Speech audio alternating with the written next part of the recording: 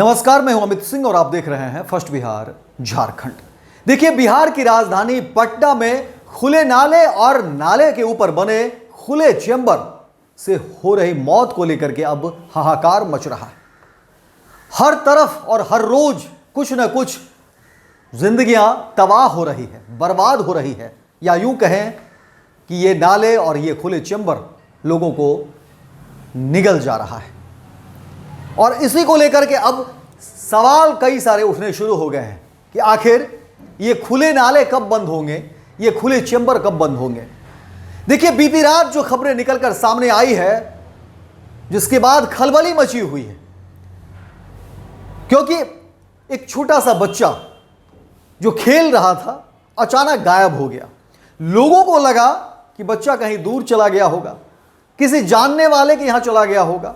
खोजबीन शुरू होती है, लोग जानने की कोशिश करते हैं, परिवार वाले परेशान होते हैं, और यह खोजबीन 15 अगस्त से लेकर के सुबह तक जारी रहती है। लेकिन अचानक फिर खबरें निकलती है कि देखिए, एक चेंबर में एक बच्चा दिख रहा है। तमाम लोग हड़बड़ाहट में दौड़ पड़ते हैं, और फिर जब नजारा दिखता है तो लोगों के दांतों तले उंगली दबाने पर मजबूर होते हैं।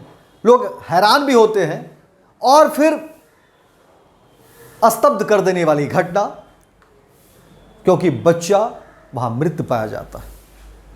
बच्चे की सांसें नहीं चल रही होती है, बच्चे को आनन फानन में निकाला जाता है, चेंबर से, नाले के चेंबर से बाहर निकाला जाता है, और उसके बाद उस परिवार में कह सकते हैं कि खलबली मच जाती है, चित्कार शुरू हो जाता है। उस मां की वेदना को आप समझ सकते हैं, महसूस कर सकते हैं। और उस बच्चे के पिता भी नहीं है। इलाके में रोष है, गुस्सा है सरकार को लेकर के, सिस्टम को लेकर के। और ये पूरी तस्वीर आप देख रहे होंगे कि कोई एक दो चेंबर नहीं है, लगातार खुले चेंबर जो है वो मौत को आमंत्रण दे रहा, निमंत्रण दे रहा है। ये खुले चेंबर जो है लोगों की जिंदगी तबाह करने के लिए काफी है। ऐसा लग रहा है कि लोगों को अपने आगोश में लेना चाहता है ये खुला चेंबर। सरकार के बड़े बड़े दावे, देखिए, स्मार्ट सिटी को लेकर के बहुत कुछ कही गई थी। पटना नगर निगम की क्या स्थिति है, ये किसी से छिपी हुई नहीं है। और ऊपर से स्मार्ट सिटी, विकास के नाम पर ढोल नगारे बजाए जा रहे हैं, विकास के नाम पर तरह तरह की बातें कही जा रही है, सब्ज बाग दिखाया जा रहे हैं, डेवलपमेंट, बेहतरी, उन्नति, तरक्की, तमाम तरह की बातें कही जा रही है सरकार की तरफ से। लेकिन इसका खामियाजा कौन भुगत रहा है? सरकार की दलील होती है कि हम अंतिम पायदान पर जो खड़े लोग हैं उनके लिए हम काम करते हैं। सरकार के वादे, सरकार के तमाम फैसले ऐसे लोगों के लिए किए जाते हैं। लेकिन जो खबरें निकलकर सामने आई है वो हैरान भी करती है, परेशान करती है,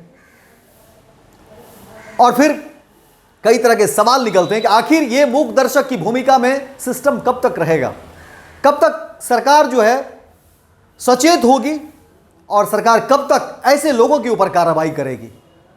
आखिर कौन सी कंपनी को यह काम दिया गया था जिसने इस तरह से बेतरतीब तरीके से चेंबर को खुले रखने का काम किया। घनी आबादी है, हजारों हजार लोग जो है उस पटना के मंदिरी इलाके में रहते जहां पर यह घटना घटी है। बेहद कह सकते हैं कि घनत्व वाला इलाका है। और उस छोटे बच्चे की गलती क्या थी? महज 5 वर्ष का वो बच्चा, उसे तो पता भी नहीं होगा कि सिस्टम के अंदर खेल क्या चलता है, उसे तो पता भी नहीं होगा कि कितने पैसे कौन लेते हैं। कोई भी अगर इस तरह से टेंडर दिया जाता है तो किसके व्यक्तिगत स्वार्थ की वो भेंट चढ़ गया बच्चा। कितने पैसे में ये डील होती है, उस बच्चे को ये तमाम चीजों से कोई इसके बारे में उसको ना तो समझ होगी, ना कोई जानकारी होगी, क्योंकि उसकी उम्र महज 5 साल थी। वो बच्चा तो चला गया, लेकिन कई सारे सवाल जो है वो छोड़ गया कि क्या सिस्टम की मार, जो अंतिम हाशिए पर लोग हैं, वो इसी तरह से झेलते रहेंगे? क्या ऐसे लोगों की कोई आवाज नहीं उठा पाएगा? सरकार के हर योजना में बात होती है गरीब, पिछड़ा, दलित, महादलित, हाशिए पर अंतिम समाज में बैठे हुए लोग। लेकिन यह सच्चाई है कि आज भी ऐसे लोगों को सरकार ठगने का ही काम करती है, क्योंकि जो तस्वीरें हैं वो स्पष्ट है।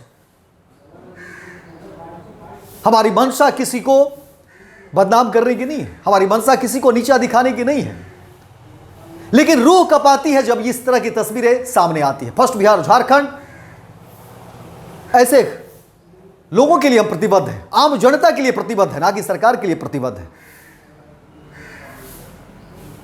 हमारी पत्रकारिता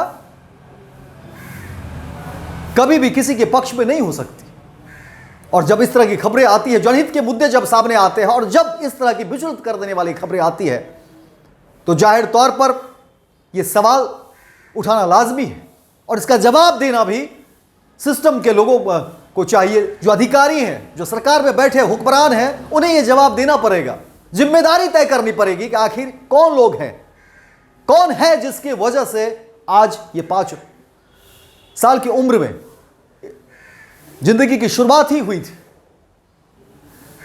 और वो खत्म हो गया। बिना कुछ जाने, बिना कुछ समझे, बिना सिस्टम के खेल, कौन है, क्या है, किसकी वजह से ये तमाम चीजें हो गई। ये बड़ा सवाल के साथ हम आपको जो है ये खबर के साथ छोड़े जा रहे हैं। आप सब अपनी टिप्पणी करिए, अपनी राय जरूर रखिए, क्योंकि आपकी आवाज बहुत जरूरी है। आपकी आवाज ही हमारी ताकत है। शेयर करिए फर्स्ट बिहार झारखंड को। अगर आपने अभी तक सब्सक्राइब नहीं किया है तो सब्सक्राइब करिए, ताकि आपके जनहित के मुद्दे को, आपके मुद्दे को हम इसी तरह से उठाते रहें और सरकार की आंखों में आंखें डालकर हम सवाल करते रहें, हुक्मरान से सवाल करते रहें कि आखिर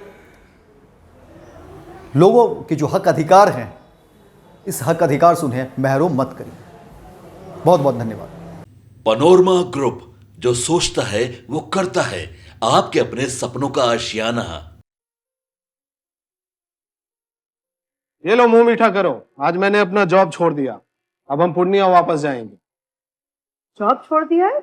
मतलब ये घर कैसे चलेगा? हम करेंगे क्या? और माँ बाबूजी क्या बोलेंगे? इसलिए मैं एक और मिठाई का डब्बा लाया। अपने बिजनेस के लिए लोन अप्रूव हो गया। अरे लोन अप्रूव हो गया वो तो ठीक है, लेकिन पूर्णिया में हम रहेंगे कहाँ? अपना घर भी तो नहीं है वहाँ। इसलिए तो एक और मिठाई का डब्बा अलग से लाया हूँ।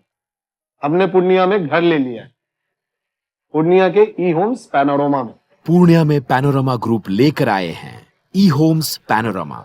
बड़ा घर, आलीशान जिंदगी और अत्याधुनिक सुविधाओं के संग। अरे अरे, अब क्यों मुंह मीठा करवा रही हो? क्योंकि हम घर वापसी जो कर रहे हैं। घर वापसी की खुशी पूर्णिया में ई होम्स पैनोरमा के संग। E Homes Panorama, luxurious lifestyle redefined.